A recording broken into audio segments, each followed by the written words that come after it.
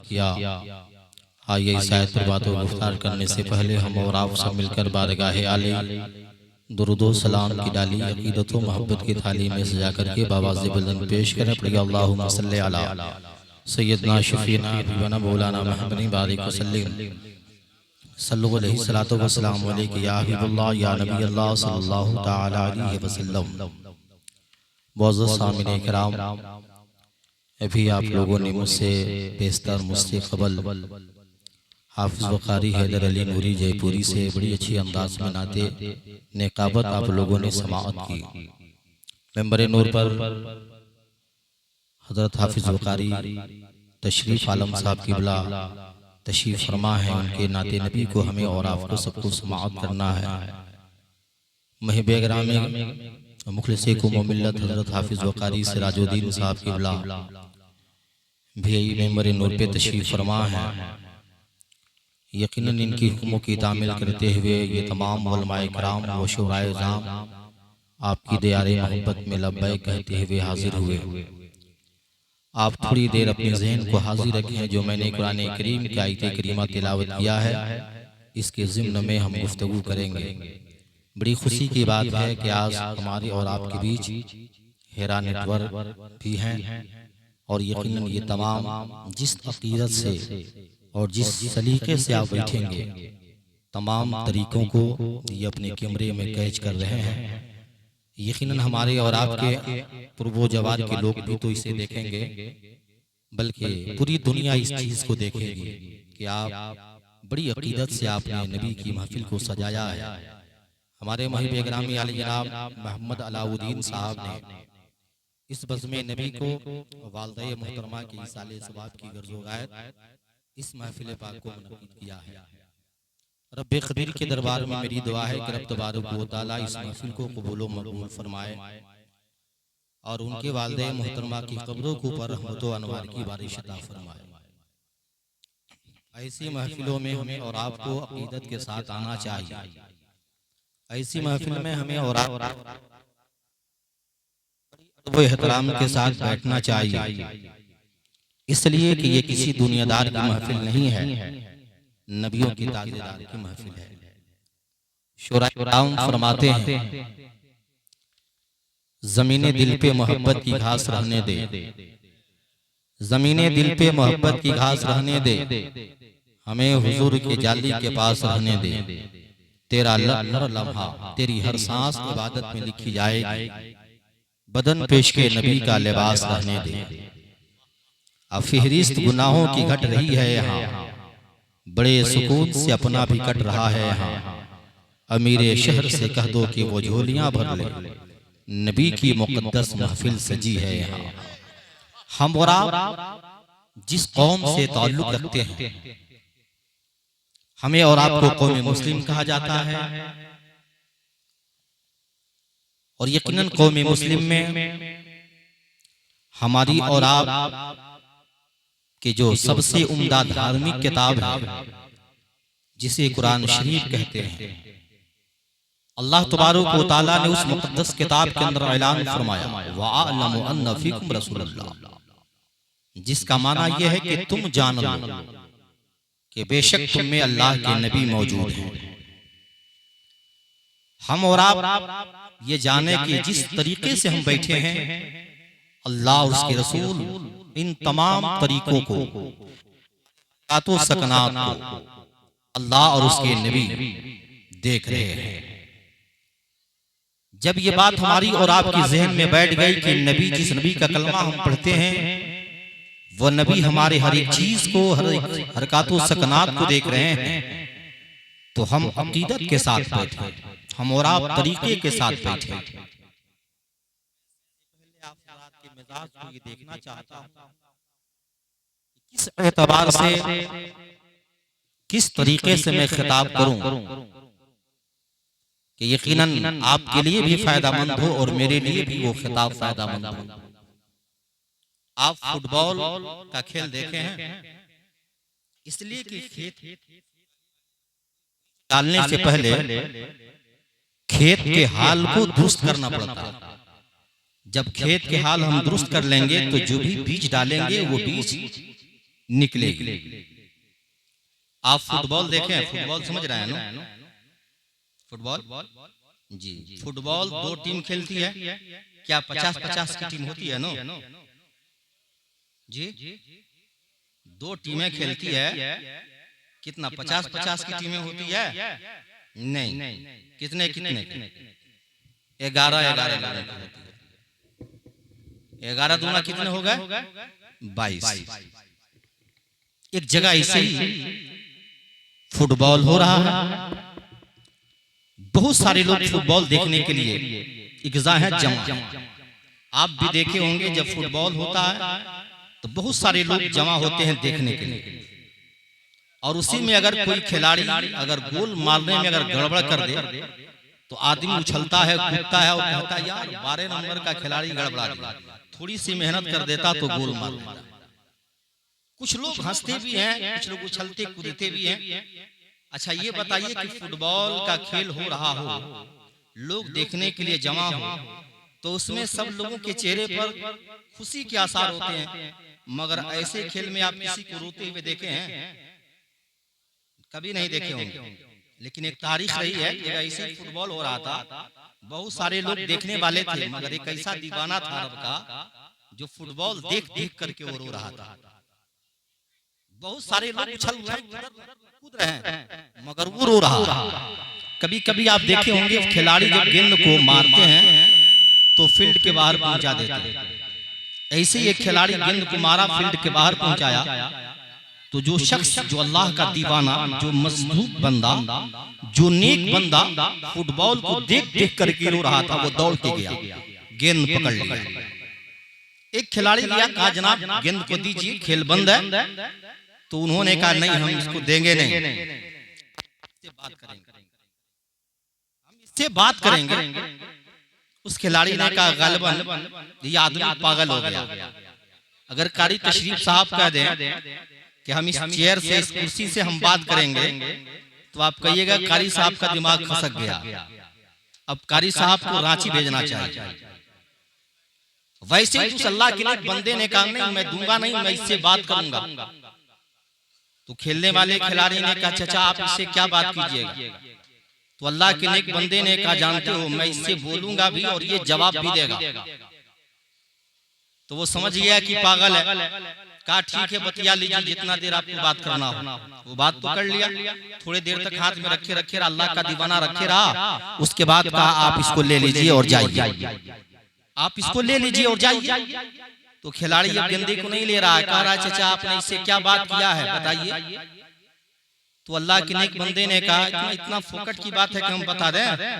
ये तमाशा देखने के लिए लोगों की भीड़ लगी है, लोग उछल रहा है, कूद रहा है, और कायदे की बात हम फोकट में लोगों से बता दें? तो खेलने वाले खिलाड़ी ने कहा तो किस तरीके से आप बताइएगा? तो उसने कहा जाओ लाउड स्पीकर पे जाओ और तमाम लोगों से कहो कि तमाम लोग ज़हनो फिक्र को मेरे तरफ कर लें। वो खेलने वाला खिलाड़ी स्टेज पे पहुंचता है, पहुंचने के बाद लाउड स्पीकर को लिया, माइक को लिया, ऐलान करने लगा जनाब आप लोग तमाशा देखने के लिए आए हो, मगर एक ऐसा दीवाना भी इसमें बैठा हुआ है। गेंद फील्ड के बाहर जाने के बाद जैसे ही मैंने उसको लाने के लिए गया है, एक जनाब उस गेंद को पकड़ लिए। मैंने कहा चाचा गेंद को आप दे दीजिए। तो उन्होंने कहा था मैं इससे बात करूंगा। मैंने कहा बात कर लीजिए। वो बात तो कर लीजिए, मैं पूछा हूं कि क्या बात की है? तो उन्होंने कहा फोकट की बात नहीं है कि हम बता दें, सबको कहो कि मेरे तरफ ध्यान कर ले। और जाहिर सी बात है जब इस तरीके की बात जब उसने ऐलान किया तो सब लोग सोचने लगा या तो वो पागल होगा, नहीं तो सच में वो गेंद से बात किया होगा। सारे लोग इसके तरफ सहन कर लिए। ये अल्लाह का दीवाना लाउड स्पीकर पे गया, लोगों ने इससे पूछा आपने बात किया? तो इसने कहा हमने बात किया। लोग पूछे आप क्या इस गेंद से बात किए? तो अल्लाह के नेक बंदे ने कहा था मैंने इसी से यही कहा था गेंद तुम्हारी कौन ऐसी गलती है कि तुझको 22 आदमी लतिया रहा, तुम्हारी खता क्या है कि तुझको 22 लतिया रहे हैं? तो लोगों ने कहा आपने ये कहा गेंद से, तो हाँ, तो गेंद आपको क्या जवाब दिया? तो अल्लाह के नेक बंदे ने कहा गेंद ने मुझसे यही कहा जानते हैं जनाब मैं अपने अंदर से खोखला हो गया, मैं अपने अंदर से स्ट्रांग नहीं। अगर वाकई में हम खोखला नहीं होते तो कोई हमको पैर लगाने नहीं जाता। पैर लगाता उसकी पैर टूट जाती, बैठ जाता। आज कौम मुस्लिम के ही हाल है। कौम मुस्लिम अपने धार्मिक बातों पे अमल नहीं करती है। कौम मुस्लिम अपनी उलमा की बातों पे अमल नहीं करती है। कौम मुस्लिम जो है सूफियाए कराम की बातों पे अमल नहीं करती है। ऐ लोगों, यहाँ तक कि हमें किसी दुनियादार से ताल्लुक नहीं रखना है, नबी अहमद मुख्तार से ताल्लुक रखना है। ऐ लोगों, वो पैगम्बर आज़म की तारीख आप समाअत करो। आप मक्के की तारीफ करते हो, आप मदीने की तारीफ करते हो, लेकिन मक्के के हालात आपने नहीं देखा है। वो मक्के की ये तारीख रही है, यहाँ तक कि जब कोई शख्स इंतकाल कर जाता और बेटा छोड़ करके इंतकाल करता या बेटी छोड़ करके इंतकाल करता, बेटी तो छोड़ने की बात ही नहीं थी, इसलिए कि मक्के में बेटियां जब जन्म लेती थी तो उन बेटियों को जिंदे जमीन में दाब दिया जाता था। कोई मक्के का रहने वाला जब इंतकाल करता था और जब बेटा छोड़ के मरता था तो मक्के के लोग उस बच्चे को गुलाम बना लेते थे और उसके मालो दौलत पे कब्जा कर लेते थे। और गुलाम बनाने के बाद जो है उस बच्चे को दिन भर मजदूरी करने के लिए इंसान भेज देता था। और जब वो बच्चा मजदूरी करके शाम के वक्त जो है कुछ उजरतें लेकर के आता था, अपने मालिक को देता। मालिक चाहता तो तमाम उजरत को लेकर के रख लेता, नहीं तो चाहता तो कुछ दे देता। ऐसे हालात, औरतों को बढ़ाना नंगा करके मक्के में बेचा जा रहा था, गुलाम बेचे जा रहे थे। एक ऐसा भी गुलाम गुजरा है जो गुलाम बिकता बिकाता हुआ उमैया बिन खल्फ का गुलाम बन जाता है, जिसे पूरी दुनिया हजरत बिलाल करती है।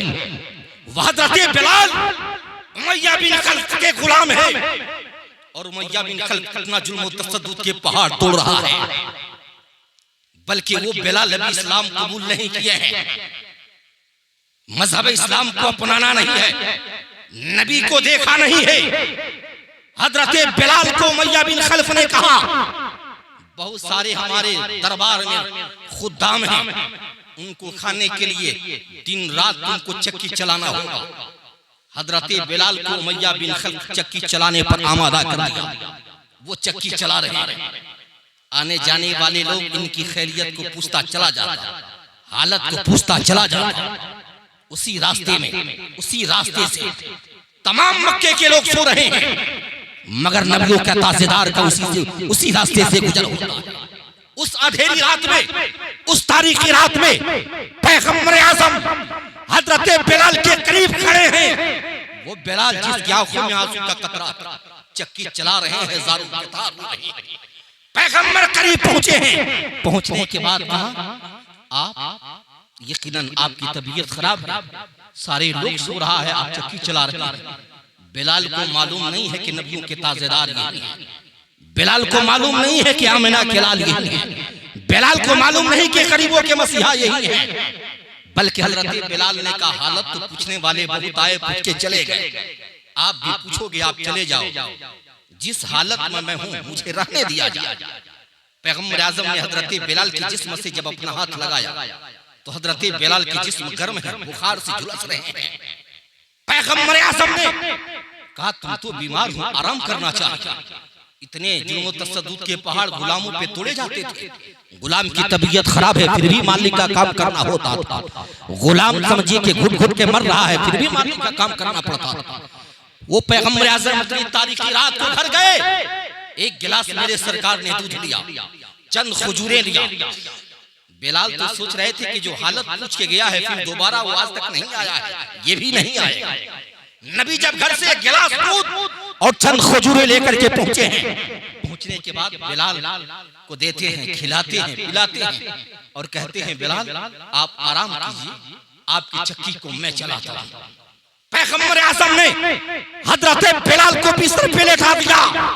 मेरे सरकार ने रात भर चक्की चलाया। सुबह अहले सुबह और नबी चक्की को छोड़ते हैं, चलते हैं। हजरत बिलाल दिन भर सोचते रहे, यकीनन वो इंसान कैसा इंसान था।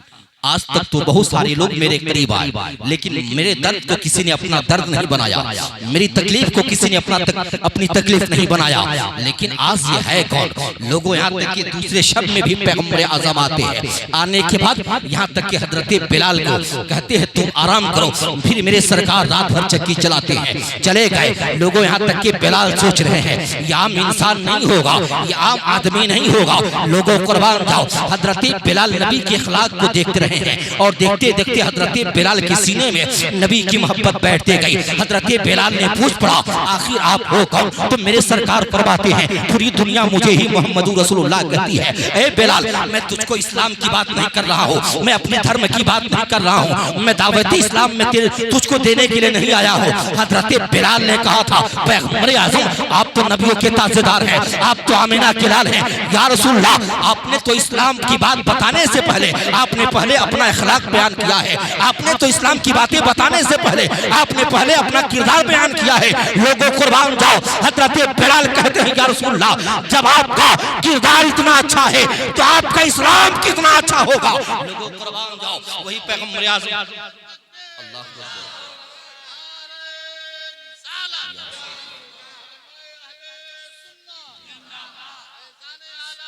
जिंदाबाद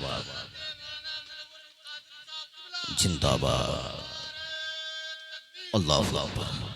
लोगों वो हजरत बिलाल समझ गए। वही पैगंबर आज़म सरवर कौनैन है। अबू जहल मक्के में समझिए कि घूम घूम करके लोगों से कह रहा है, ऐ लोगों, पैगंबर आज़म को कोई ना देखना, उनके सामने कोई नहीं जाना, इसलिए कि जो उनको देखता है उनका शैदा हो जाता है, जो उनको देखता है उनका दीवाना हो जाता है, जो देखता है वो अपने बाप दादा की मजहबों को छोड़ करके उनकी समझिए कि लाई हुई मजहबों को अपना लेता है, कलमा तैयबा पढ़ करके इस्लाम में दाखिल हो जाता है। अबू जहल पूरे मक्के में ऐलान कर दिया है। अबू जहल के ऐलान आम की वजह से एक ज़ईफ़ा औरत है, एक बूढ़ी औरत है जो अपने मकान को छोड़ करके, हम आपसे पूछना चाहते हैं जनाब, आपने जवानी में मेहनत किया, आपने यहाँ तक के जवानी में मेहनत करके आपने कमाया और कमाने के बाद आपने घर बनाया ताकि बुढ़ापे में हम आराम और सुकून से रह सकेंगे। मगर बुढ़ापा आने के बाद जब आप घर छोड़ करके, जमीनों जायदाद छोड़ करके जब आप दूसरी जगह जाने लगोगे, आपके मोहल्ले के लोग पूछेगा, चाचा आपने मेहनत करके बिल्डिंग बनाया है ऐसो इसरत के लिए, आराम और सुकून के लिए, और आप बुढ़ापे में छोड़ करके जा रहे हो और कह रहे हो कि नहीं रहना है। सब समझिए कि पूछेंगे। जब वो ज़ईफ़ा माँ जहाँ तक के मक्के को छोड़ करके जब चलने लगी है, नबी ये पाक सरवरे कौनैन का गुजर होता है, नबी ये पाक आगे आते हैं और अर्ज़ करती है, माँ इस बुढ़ापे में इस मकान को छोड़ करके क्यों जा रही हो? वो ज़ईफ़ा औरत कहती है, बेटा यहाँ तक के मक्के में एक आदमी आया है जहाँ तक के जो अपने को मोहम्मद कह रहा है, जो उसको देख लेता है उसका वो दीवाना हो जाता है, उसका वो कलमा पढ़ लेता है। बेटा मैं उसी मोहम्मद रसूलुल्लाह के डर से मैं ये बनी बनाई घर छोड़ करके मैं दूसरी जगह जाना चाह रही हूँ। पैगंबर आज़म फरमाती है, माँ इस बुढ़ापे में ये मोटरी तेरे सर पे अच्छा नहीं लगता। मगर आज का हमारा और आपका नौजवान होगा भाई, मोटरसाइकिल बूढ़े लोगों के जिस्म में सटा के लेके जाएगा, कहेगा ए बुढ़ऊ दिखाई नहीं के दे, काम बांध देता है। बूढ़े लोगों के बदन में सटा के ले जाएगा और उल्टे ही उसके ऊपर धूप जमाएगा। मगर सरकार का इखलाक देखो, तरीके देखो। पैगंबर फरमाते हैं, माँ इस बुढ़ापे में ये तेरे सर पे मोटरी अच्छी नहीं लगती, ऐसा करो वो अपना मोटरी मेरे सर पे रख। नबी लेते हैं अपने सर पे लेते हैं, नबी लेकर के चलने लगते। कभी नबी आगे होते, कभी बूढ़ी माँ आगे होती। कैसा मुकाम आता है जहाँ पर बूढ़ी माँ को ठहरना हो, बूढ़ी औरत कहती है, बेटा बस ठहर जा, यहीं पे रुकना। सरकार मोटी को सर से उतारते हैं, रख करके पढ़ना चाहता। वो ज़ईफ़ा औरत कहती है, बेटा तूने रास्ते में हमारे वजनदार सामान को अपने सरों पे लेकर के आया, कम से कम अपना नाम तो बता। सरकार फरमाते, अम्मा न सुनूं तो बेहतर है, जाने दो। वो बूढ़ी औरत कहती है, बेटा नहीं, तुझको बताना होगा। मेरे सरकार फरमाते हैं, माँ जिस मोहम्मद रसूलुल्लाह के डर से तुम भागी, पूरी दुनिया मुझे ही मोहम्मद रसूलुल्लाह कहती है। लोगों वो ज़ईफ़ा औरत नबी के कदमों पे गिर करके कलमा तैयबा पढ़ करके इस्लाम को दाखिल, इस्लाम को कबूल करती है और अर्ज़ करती है, बेटा जब तेरा अखलाक इतना अच्छा है तो तेरा इस्लाम कितना अच्छा है। लोगों पैगंबर आज़म सरवरे कौनैन के अखलाक देखें और यकीनन ये देखें, 40 साल नबी ने अपनी जिंदगी को मक्के में गुजारा। कितने साल? 40 साल। 40 साल गुजारने के बाद मक्के वालों को ऐलान करके जमा किया मेरे सरकार। और जमा करने के बाद जब सब लोग जमा हो गए तो जाहिर सी बात है, कारी सिराज साहब कहें कि कोटवा के लोगों जमा हो जाओ, तो आप जमा हो जाइएगा। जमा होने के बाद कोई कहेगा, कारी साहब कहाँ हैं, आप बुलाएं। कोई कहेगा क्या बात है, सब पूछने लगे। जब मक्के के लोग जमा हो गए तो उसी में किसी ने कहा, क्या बात है, किस लिए बुलाया गया है? तो मेरे सरकार एक ऊंची जगह पे चढ़ गए और चढ़ने के बाद मेरे सरकार ने फरमाया कि मक्के वालों हमने 40 साल तुम लोगों के बीच में रहा है, रात में, दिन में, सुबह में, शाम में। लोगों ने कहा हाँ सच है कि 40 साल आपने रहा है हम लोगों के बीच में।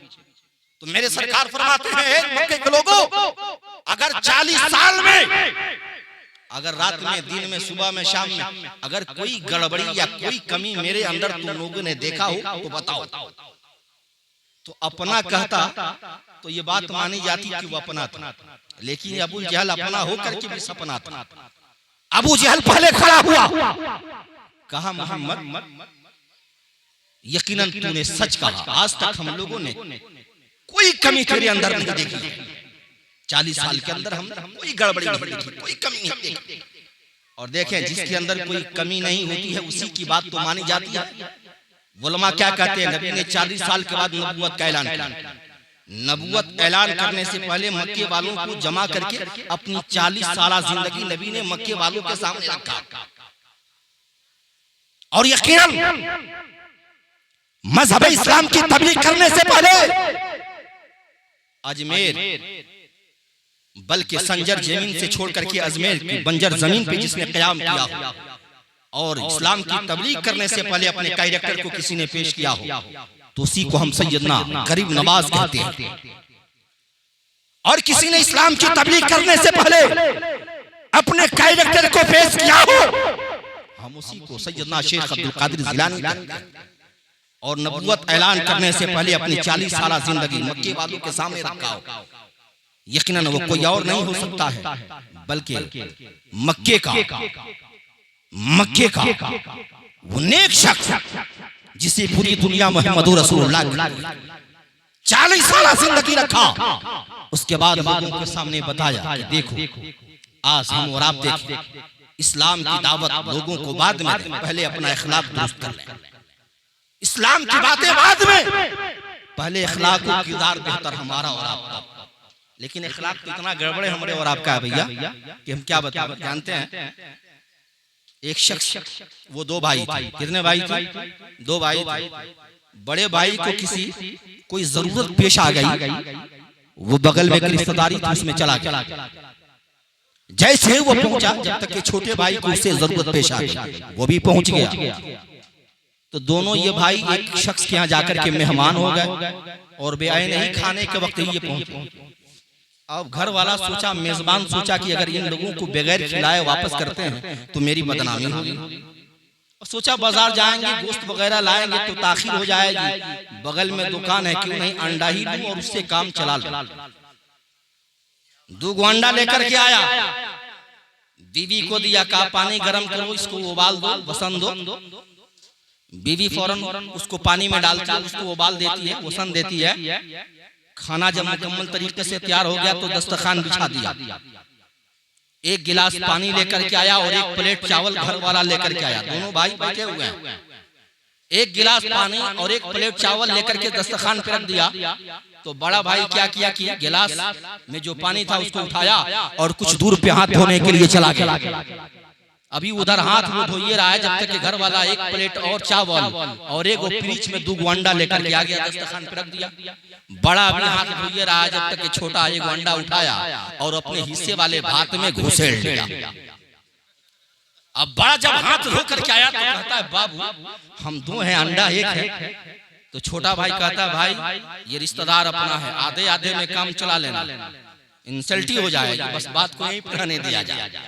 अब घर वाला दाल सब्जी वगैरह लाया, अब दोनों खाना शुरू कर दिए। बड़ा भाई तो खाकर मुकम्मल तरीके से तैयार था, और छोटा भाई चारों तरफ से चावल को खा लिया था, आज जहाँ पे अंडा छुपाया था वहां पे छोड़ दिया। अब बड़ा कह रहा है एक चीज देख ले, खाना सामने आ जाए तो इंतजार करने का हुक्म नहीं है, मगर अगर 2 आदमी साथ में बैठ के खा रहा है तो जब तक कि दूसरा इजाजत ना दे दे उस वक्त तक हाथ आप धो नहीं सकते। अब बड़ा खा के बैठा है, छोटा सोच रहा है कि चावल हटा के अंडा खाते हैं तब वो मेरी चोरी पकड़ी जाएगी, और ऐसे खाते हैं तब वो मेरी चोरी पकड़ी जाएगी। मरता क्या ना करता, चावल सहित अंडा उठाया मुंह में डाल दिया। जैसे ही डाला अब मुंह चलना बंद। बड़ा बगल में बैठा था, कहा क्या बात है, दाल चाहिए? करा वो हो। करा सब्जी चाहिए? करा वो हो। अब समझा, बड़ा समझा कि गालिबन इसके गर्दन में चावल अटक गया। अब गर्दन पे हाथ फेरने लगा। आप देखे होंगे जब माँ, बच्चा जब छोटा होता है, माँ बच्चे को दूध पिलाती है, जब बच्चे को दूध सरकता है तो माँ फौरन उस बच्चे की पीठ पर हाथ फेरने लगती है। बड़ा भाई सोचने लगा गालिबन इसकी गर्दन में चावल अटक गया, हाथ फेरने लगा। काफी देर तक वो हाथ फेरा। अब फेरते फिरते वो गुस्से में आया तो एक फाइट मारा गर्दन। जैसे मारा भल देना अंडा बाहर फेंक दिया। अब फिर देखिए अंडा तो फेंक दिया, फिर भी देखिए क्या कर रहा है। खुदा शुक्र है तेरा, तू खिलाया था आधा और निकल दिया पूरा, फिर भी चकमा दे रहा है। यकीनन ऐ लोगों, हमारी और आपकी कौम चकमा ना दे, बल्कि पैगंबर आज़म से मोहब्बत कर ले, नबी आखिर जमा से मोहब्बत कर ले। लोगों कुर्बान जाओ। वो मक्के की तारीख जो मैंने आपको बताया है, लोगों मक्के का एक ऐसा भी इंसान है जो अपने हाथों से अपनी 5 बेटियों को जिंदे जमीन में दफन कर दिया है। जब छठी मर्तबा बीवी उसकी हमल सी है, बीवी को करीब बुलाया और बुलाने के बाद बीवी से कहा था, बीवी सुन ले, अगर बेटा पैदा हो जाए तो गले से लगा लेना, और बेटी पैदा हो जाए तो गले को दबा देना। वो यहाँ तक कि इंसान मक्के का रहने वाला इंसान तो है, मगर इंसानियत खत्म हो गई है, मानो तो है मगर वो बांधानो बन चुका है। वो अपनी बीवी को समझाया है, सामान यहाँ तक कि लेता है और तिजारत की गर्जों गायब मुल्क के शाम चला है। लोगों मुल्क के शाम में तिजारत कर रहा है, और उस वक्त जब लोग मुल्क के शाम जाते थे तो एक दिन में नहीं लौटते थे, 2 दिन में नहीं लौटते थे, बल्कि कई साल के बाद लौट करके आते थे। बाप यहाँ तक कि मुल्क के शाम में तिजारत कर रहा है। बीवी हमल से है, लोगों कुर्बान जाओ। हमल खारिज होने का वक्त आया, बीवी हमल से है। लोगों जैसे वक्त मुकर्ररा जैसे आता है, यहाँ तक के लोगों उसकी बीवी के बतन से लड़का नहीं लड़की जन्म लेती है। क्या जन्म लेती है? लड़की। और एक चीज आप बताइए, पूरे इंडिया में या पूरी दुनिया में कोई ऐसा डॉक्टर है कि हमको बेटी चाहिए तो बेटी दे दे इलाज करके, या बेटा चाहिए तो बेटा दे दे इलाज करके? पूरी दुनिया में किसी माई का ऐसा लाल नहीं है कि आपको बेटा चाहिए तो वह इलाज के जरिए बेटा दे दे, आपको बेटी चाहिए तो वह इलाज के जरिए आपको बेटी दे दे। ये तो रब की इख्तियार की बात है। रब जिसे चाहता है बेटा अता करता है, रब जिसे चाहता है बेटी अता करता है। ये रब की इख्तियार की बात है। यहाँ तक कि उसकी बीवी के बतन से लड़का नहीं लड़की जन्म ले ली। क्या जन्म ले ली? लड़की। मगर माँ की ममते को देखिए। मैं कहता हूँ कि पूरी कायनात की दौलत को आप जमा कर लो भैया, माँ के ममते की कीमत नहीं होगी। आप इस्लाम की बातों पर अमल करते हो, आपकी मजहब इस्लाम में कोई ऐसी चीज नहीं बनी है जो माँ के ममते की कीमत बन सके। या दुनिया में जितने भी धर्म के फॉलोअर हैं, किसी भी धार्मिक किताबों में ये नहीं है कि यही चीज है जो माँ की ममते की कीमत। माँ का ममता अनमोल दौलत है, जिसकी कीमत न बनी है न सुबह क़यामत बन सकती है। इसलिए मैं कहता हूँ, माँ ना हो तो वफा कौन करेगा, ममते का हक अदा कौन करेगा? खुदा हर माँ को सदा सलामत रखना, वरना फिर जिंदगी की दुआ कौन करेगा? माँ की ममता सीने में अगड़ाई ले ली, और वो माँ उस बच्ची को बगल में पलने के लिए दे दी। बच्ची बगल में पल रही है, बाप तिजारत कर रहा है। जब बाप तिजारत करके मक्का लौटा, आंगन में कदम रखा, मियाँ बीवी दोनों बैठ करके बातें कर रहे हैं। शौहर ने कहा हमल खारिज है, बता के लड़का हुआ कि लड़की? तो बीवी बड़ी नेक थी, कहती आप सफर से आए हो, आप आराम कर लीजिए, कुछ खा लीजिए, बातें हो। नेक बीवी की पहचान यह है। मगर आज अगर बाजार से शौहर अगर ताखीर करके आए तो हमारी और आपकी बीवी उल्टे बिगड़ जाती है। मगर मेरे सरकार फरमाते हैं नेक बीवियों की पहचान यह है कि शौहर थका मादा आए तो इतनी अखलाकमंदी से बीवी पेश आए कि शौहर की आधी थकावट दूर हो जाए। वो बात कर रहे थे, ऐसा होता है भाई, आपका बेटा बगल वाले के घर में और बगल वाले के बेटा आपके घर में आते जाते रहते हैं। ये दोनों मियाँ बीवी बैठ के बात कर रहे थे, बच्ची बगल में पल रही थी, खेलते हुए आंगन में आ गई, और माँ की सूरत देख के समझ गए ये कोई और नहीं हो सकती है, मेरी माँ हो सकती है। मैं तो कहता हूँ कि समझने वाले लोगों से बेहतर है ना समझने वाला बच्चा। अब आप कहोगे मौलाना ये कैसे? तो आप एग्जाम्पल के तौर पर आप ये समझें कि जब बच्चा छोटा होता है, 2-3 महीने का हो, 4 महीने का हो, 5 महीने का हो, जब बच्चा वो रोना शुरू करता है तो घर में कोई औरत गोद लेती है तो बच्चा रोना बंद नहीं करता। बहन गोद ले फिर भी रोना बंद नहीं करता, स्टार्ट रखता। मगर जैसे ही माँ गोद में लेती है और एक मर्तबा हिला के चुस्की देती है, बेटा मेरे लाल को क्या हो गया, वो बच्चा समझ जाता है ये किसी और का गोद नहीं है, ये मेरी माँ का गोद है। वरना बोलने वाला बच्चा फौरन समझ जाता है और रोना बंद कर देता है। बच्ची माँ की सूरत को देख के समझ गई, छलांग लगाती है, माँ की गोद में जाके बैठ गई। बाप बगल में बैठा था जिसका नाम हाशिम है, बिगड़ के खड़ा हो गया। कहा ये बेटी है किसकी जिसने तुमको अभी माँ कही है? तो वो बोल पड़ी कि आप घबराते क्यों हो, ये बेटी मेरी है, मैं इसकी माँ लगती हूँ, आप इसके बाप लगते। तो वो कहा इसमें घबराने की क्या बात है, हम कितने बड़े पापी हम मक्के के लोग जान रहा है, हम कितने गलत हैं मक्के के लोग जान रहा है। यहाँ तक के लोगों वो शख्स वो बच्ची जो है बोलने के काबिल भी है, बात समझने के काबिल भी हो चुकी है। लोगों कुर्बान जाओ, चंद माह के बाद जब वो बच्ची बोलने के काबिल और चलने के काबिल हो गई, बाप गड्ढा खोदने का सामान लिया, बच्ची की कलाई को पकड़ा और दबाने के लिए लेकर के चला। फौरन बच्ची की कलाई को पकड़ा लेकर के चला, गड्ढा खोदने लगा। अच्छा ये बताइए अभी गर्मी का मौसम है कि ठंडी का? ठंडी का है ना। अच्छा इस कड़ाके के ठंडी में कम्बल के ऊपर कम्बल की जरूरत हमें और आपको पड़ रही है। कारी सिरा साहब इस गांव में किसी एक आदमी को हाथ में कुदाल धरा दे और कहते हैं कि चचा लुंगी पहन लीजिए, लुंगी समझते हैं तावंत को कहते हैं, तावंत पहन लीजिए और गंजी पहन लीजिए, इतनी कमर भर नहीं ठेवनाई भर गड्ढा खोदना शुरू हो जाइए। ईमानदारी से आप बताइएगा जो आदमी गड्ढा खोदेगा उसको ठंडी लगेगी? नहीं लगेगी। इस कड़ाके के ठंडी में भी माथे पर पसीना जम जाएगा। वो बाप गड्ढे को खोद रहा है, बच्ची छोटी है, बाप लंबा है। अच्छा एक चीज देखिए, लड़का 10 साल का हो जाए तो क्या माँ के मध्य मुकाबिल हो जाएगा? नहीं। 15 साल का 20 साल का हो जाए तो बाप के मध्य मुकाबिल हो जाएगा? नहीं। लड़का कितना बढ़ेगा तो अपनी बाप का बाप कभी नहीं बनेगा। वो अपनी औलाद की बाप बन सकता है मगर अपनी बाप का बाप कभी नहीं बनेगा। और लड़की कितनी बड़ी हो जाए तो अपनी औलाद की माँ बन सकती है मगर अपनी माँ का माँ कभी नहीं बन सकती।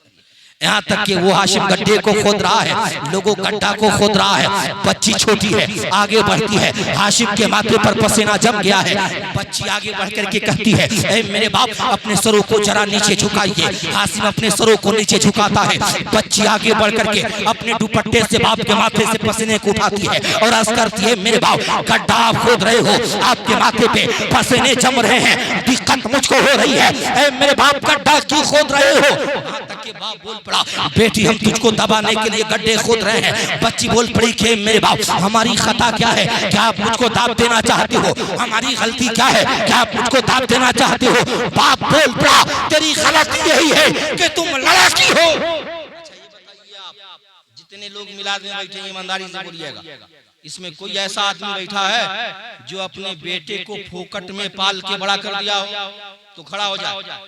या कोई ऐसा आदमी बैठा है जो अपनी बेटी को फोकट में पाल करके बड़ा कर दिया हो वो भी खड़ा हो जाए? पूरी दुनिया में किसी माई का ऐसा लाल नहीं मिलेगा। गरीब है तो अपने हिसाब से अपने बच्चों पे पैसा खर्च करता है, अमीर है तो अपने हिसाब से अपने बच्चों पे पैसा खर्च करता है, भीख मांगने वाला है तो खुद मांग के खाता भी है, अपने बाल बच्चों को खिलाता भी है। लेकिन लोगों पूरी दुनिया में कोई ऐसा नहीं है, बल्कि हर एक शख्स जो है अपने अपने बच्चों की यहाँ तक के पालने में कुछ न कुछ पैसे खर्च करना पड़ता है। जो अपनी वालदा के नाम से इस महफिल को उन्होंने मुनक्किद किया, इस महफिल को सजाया है ताकि मेरी माँ को इसका सवाब पहुंचे। क्या उनकी माँ ने उनको पालने में मेहनत और मशक्कत नहीं की होगी? उनके वालिद ने नहीं किया होगा? बहुत ज्यादा किया होगा।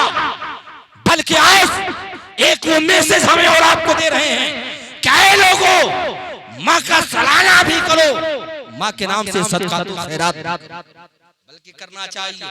ऐसा नहीं कि जब तक कि माँ बाप दुनिया में रहे तब बेताल्लुक रखो, मर गए तो नहीं, बल्कि मरने के बाद बच्चे पर हक यही है कि उनके नाम से सदका तो खैरात करे, उनका सालाना वर्षी मिलाद करे, गुरबा मसाकिन को खिलाए, उलमा को बुलाए, तकरीर कराए ताकि इसकी नेकी उनकी माँ को मिले। वो बच्ची बोल पड़ी कि हमारी गलती क्या है? बाप बोला तेरी गलती यही है कि तुम बच्ची हो पालने में पैसा खर्च करते। बच्ची बोल पड़ी कि मेरे बाप ऐसी गलती आप मत करो ताकि रहते दुनिया तक आपकी दामन की दाग धर न सके। बाप बेटी की बात को अनसुनी कर दी और गड्ढे में उतार दी। ऐसे मौके पर कोई भी हो कहीं का भी वो जमा हो ही जाएगा। मक्के के लोग जमा हो गए उसी हमा हमी के माहौल में। हाशिम बोला तुम कौन हो कि हम कर रहे हो? तो मक्के वालों ने कहा था हम इसके यारो मददगार हैं, हम इसके मुहाफिज हैं, हम इसके बचाने वाले हैं। पड़ा पहले तुम अपने और अपनी बेटी की खैरियत लो, हमरे और हमारी बेटी के बीच में मत आओ। वो लोग पावरफुल नहीं थे, पावरलेस थे, सब लौट गए, मगर सबके आत्मा से आवाज निकली थी, रब्बे कदीर लाखों की जरूरत नहीं है, रब्बे कदीर करोड़ों की जरूरत नहीं है, रब्बे कदीर एक को भेज, मगर पावरफुल भेज, जिसके पावर के सामने कोई पावर ना हो। लोगों नबियों के ताज़ेदार आ चुका है, आमीना के लाल आ चुका है, हम गरीबों के गमगुसार आ चुके हैं। वो बच्ची गड्ढे में है, एक दर्द सी आवाज उठी है और वो आवाज खजूरों के छाव में पहुंची है, अब्दुल्ला के गांव में पहुंची है। चटाई पर सोने वाला पैगंबर, तकिया के जगह पर पत्थर लगाने वाला पैगंबर उठ के खड़ा हो गए। अब बच्ची को बचाने के लिए दानाए को योग चले, बच्ची को बचाने के लिए नबियों के ताजेदार चले, बच्ची को बचाने के लिए आमीना के लाल चले। बच्ची की आवाज खत्म होने से पहले नबी पहुंच गए। जिस नबी का कलमा हम वरा पढ़ते हैं वो नबी पहुंच गए। नबी ने फरमाया खबरदार मुक्ति नहीं पढ़नी चाहिए। तो वो बोल पड़ा अभी तो ऐसे बोलने वाले बहुत आए थे। तो नबी ने फरमाया उनमें और हम में बहुत फर्क है, तुम कौन होता है दबाने वाले? तो कहा हम, पहले आप बताइए कि आप कौन होते हैं बचाने वाले? नबी ने फरमाया पहले तू बता तू है कौन? तो बोल पड़ा मैं इस लड़की का बाप हूं। तो नबी ने कहा आवाज बंद कर, मैं ही रसूल पाक हूं। वो बोल पड़ा बेटी मेरी है। मेरे सरकार बोल पड़े उम्मती मेरी है, तुम है दबाने वाला मोहम्मद रहमत का जलवा दिखाने वाला। पैगंबर आज़म ने उस बच्ची को गड्ढे से निकाला, कहा बेटी तू घर जा। आपसे पूछते हैं प्यारे, जिस माँ की 5 बेटियां दब गई और छठी बच्ची दबने के लिए गई, क्या उसकी माँ बिस्तरे पे सोकर के हंसेगी? नहीं, बल्कि वो माँ बिस्तरे पर सोई और आंखों में आंसू की कतरा बसाई है और दुआ करती है रब्बे कदीर उस पैगंबर को भेज दे जो बेटियों को दबने से बचा ले। पैगंबर उस पैगंबर को भेज दे जो यहाँ तक के बेटियों को दबने से बचा ले। बच्ची आंगन में गई और कहती है माँ बिस्तरे पे उठ के बैठ गई और आंखें मलने लगी। कहती है ये ख्वाब है कि हकीकत है? बच्ची बोल पड़ी कि माँ ये ख्वाब नहीं है, ये हकीकत है। माँ बोल पड़ी बेटी अजीबो गरीब चमत्कार हो कैसे गया? जो आज तक बेटियां दबती थी वो बचने कैसे लगी? तो बच्ची बोल पड़ी माँ घबराने की जरूरत नहीं है, नबियों के ताज़ेदार आ गए हैं, आमीना के लाल आ गए हैं और हम लोग इतने खुश नसीब कि उनकी दामन पा गए। माँ आज के बाद बेटियां दबेगी नहीं, उन बेटियों को दबने से बचाने वाला पैगंबर आ चुका। लोगों जो मक्के के हालात सुधरे, मक्के में जो अमन शांति का पैगाम अगर किसी ने दिया तो किसी और ने नहीं दिया है, नबियों के ताज़ेदार। आप नबी के इखलाक पे, किरदार पे अमल करो। आप देखें इस्लाम की तबलीग आप क्या करोगे? इंसान नबी की सीरत को पढ़ने लगे तो खुद ब खुद वो समझेगा कि इस्लाम है क्या।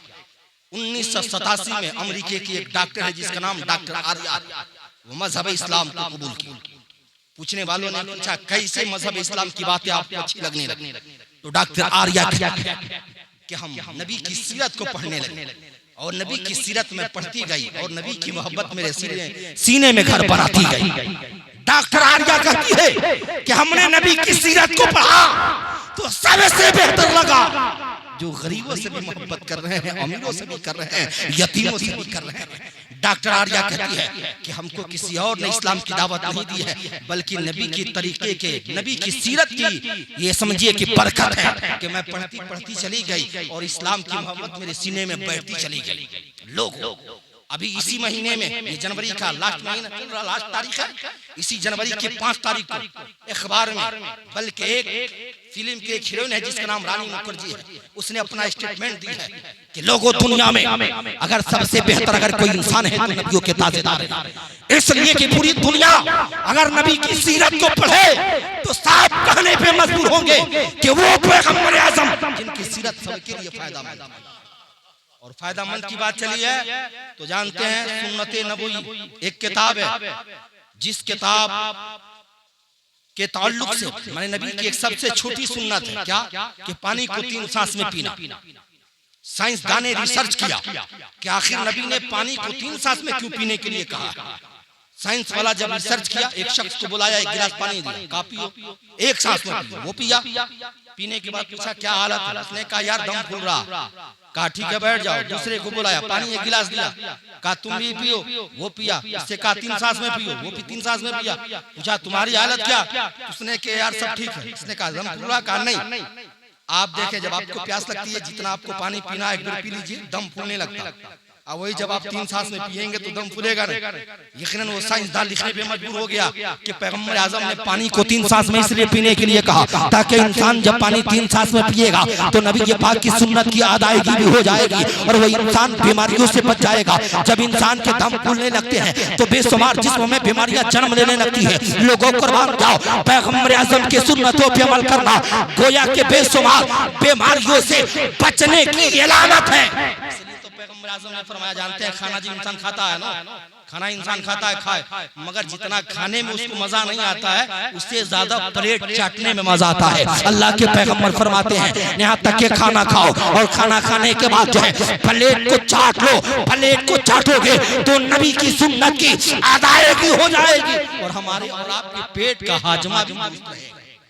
बल्कि नबी की सुन्नतों पे हम और आप अमल करें, नबी के अखलाक पर हम और आप अमल करें, नबी की हर एक बात पर हम और आप अमल करें। और यकीनन जो ये महफिल साहिब खाना ने सजाया है इस साले सवाब की गर्ज़ो गायत मुनक्किद किया है। रब्बे क़दीर के दरबार में मेरी दुआ है कि तबारक व तआला इसे कबूल व मकबूल फरमाए। मरने के बाद सारे अमाल मुनक़ता हो जाते हैं इल्ला सलासा, 3 ऐसा अमल है जो कभी खत्म नहीं होता। इसमें एक सदका जारिया, और सदका करने के लिए अब आप सोचिएगा कि माल चाहिए, पैसा चाहिए, नहीं, बल्कि अल्लाह के नबी फरमाते हैं कि एक शख्स एक मुसलमान अपने दूसरे मुसलमान से हंस के बात कर ले गोया उसने सदका जारिया कर दिया। एक शख्स रास्ते से चल रहा है, रास्ते पर अगर कांटा नजर आया उसको हटा दिया, उसने सदका जारिया कर दिया। इंसान रास्ते पे चल रहा है, उल्टा है, रोड़ा है, आप इंसान ने उसको हटा दिया गोया उसने सदका जारिया कर दिया। बल्कि अल्लाह के पैगंबर फरमाते हैं सदका जारिया करो और यकीनन वो सदका जो अल्लाह के ग़ज़ब को ठंडा कर देता है और सदका तोरा दिल वाला सदका बलाओं को टाल देता है। बल्कि हर एक शख्स अपने मरहुमीन का नाम सदका तो खैरात किया करे। मैंने कुरान करीम की आयत करीमा तिलावत किया, वा अलम अन्ना फीकुम रसूलुल्लाह, तुम जान लो कि बेशक तुम्हें अल्लाह के नबी मौजूद। तो यकीनन हम और आप ये जाने कब क्या हम कर रहे हैं, हमारी और आपकी कदमें कहाँ जा रही है, हमारी और आपकी निगाहें किधर उठ रही है, सब अल्लाह और उसके रसूल को बेहतर मालूम है।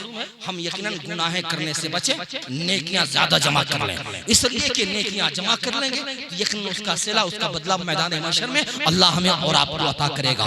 आप बैठे हैं, बहुत अच्छा लगता। कारी सिराज साहब की भी तकरीर, कारी तशरीफ साहब है, उनके भी नाते नबी को समाअत करना है, वक्त ज्यादा हो गया। यकीनन इंशाअल्लाह अज़ीज़ कभी मौका मिला तो बातें होगी। आप बैठे हैं, बहुत अच्छा लग रहा है, बहुत अच्छा लगता है। रोते हैं पर मेरा दामन नम नहीं होता, इन आंखों के बरसने का कोई मौसम नहीं होता। मैं अपने दुश्मनों के बीच भी महफूज रहता हूँ, मेरी माँ की दुआओं का खजाना कभी कम नहीं होता। अल्लाह तबारक व तआला हमें और आपको इन चंद बातों पर अमल करने की तौफीक और रफ़ीक अता फरमाए। दोनों जहां में मतलूब का आराम है, उनका दामन थाम लो जिनका मोहम्मद नाम है। ना खुशी अच्छी है ना मलाल अच्छा है, खुदा जिस हाल रखे वही हाल अच्छा है। वाखिर दवाना अल्हम्दुलिल्लाहि रब्बिल आलमीन, अस्तगफिरुल्लाह रब्बी मिन कुल्लि ज़ंब व तुब। अस्सलामु अलैकुम।